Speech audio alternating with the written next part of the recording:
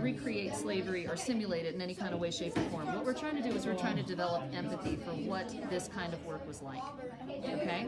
So this is work that oftentimes, if a slave was assigned it, that was going to be their job. All right? So what we're going to do, though, is this cotton comes from Georgia, I believe, is where we ordered it from. Okay, so this is raw cotton that has all the sticks and leaves and everything. So after a slave would take it and harvest it straight off the plant, they might use one hand or they might use two. If you're a really adept picker, you would be using two hands. This is what you would wind up with. Now, before 1791, when the cotton gin comes out, it is also slaves' jobs to sort it, right, or to clean the cotton. So we're going to do just a quick hands-on thing here, where there's a little piece for you, and there's a little piece for you.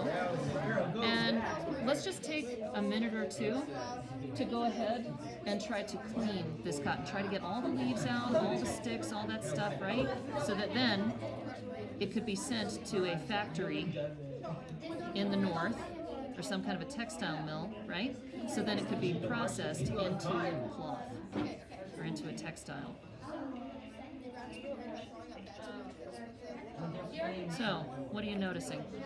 It's extremely difficult to like every Yeah.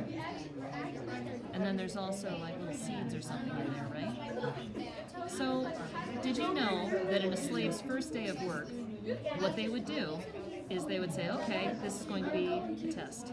Honestly, they wouldn't even tell them that. They would just put them out in the field, but it would be a test for the slave to see how much cotton can you pick in a day. So basically there'd be a weigh-in every evening, so at night once the sun's gone down and work is over and they can no longer work in the fields because it's too dark. This was a sun-up to sundown kind of deal too, right, with very short lunch breaks. So basically, they would take all the cotton that they had gathered into their bag, and they would have a weigh-in. And so your test would be they'd find out exactly how much cotton did you pick, right? And then they would compare it up against what other slaves were doing. So if other slaves were able to pick more than you might be punished for that. But let's say if you set the standard, let's say if you, like a whipping or something like that, right? So if you picked a whole lot of cotton, like say 200 pounds or something like that, right? Then the following day, the expectation would be that you would pick 200 pounds again, or possibly more. But what happens if you pick more the second day? that would be like what you do, like so you have like more expectations. Yeah, like that's like the goal.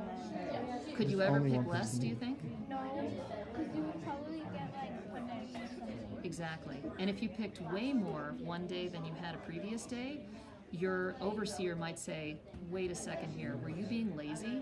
Were you not doing your job and what you were supposed to do? So that would also be grounds for punishment. So slaves would have to try to achieve the same amount every day. Educated guess, how much would you think a slave pick a day? About 200 pounds. A day? No. According to Solomon Northrup's narrative, that's what he got. Of course, there are other slaves like Patsy, who's mentioned in the narrative. She gets more like 450 to 500 pounds a day. That's a lot. Because she... Because those average 50 pounds a day per person. But then you could tell, like you said, but if somebody's going 300 pounds, that means they're going to up the standards. Exactly, Yeah. exactly. So that is your test, Yeah. right? So what do you think about this work?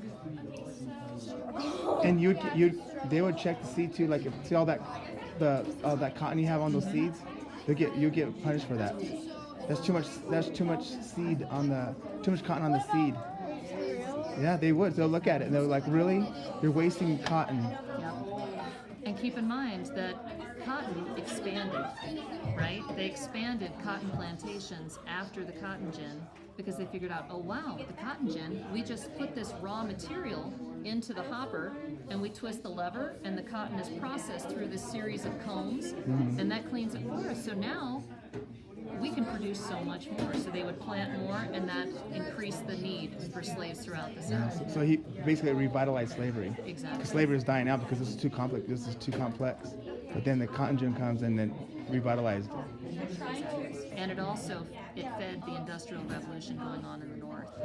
And so the North is also complicit in slavery because the material that's being raw materials being harvested in the South, it's then shipped to the North to be processed into textiles and then shipped elsewhere throughout. Yeah. So if you think about that, so the United States is built. A lot of the United States is built on cotton. It As was. far as like our we're trading with other countries. Like we're number one in the world when it comes to cotton at that time. So. All right, ladies. So that's it. So you can go ahead and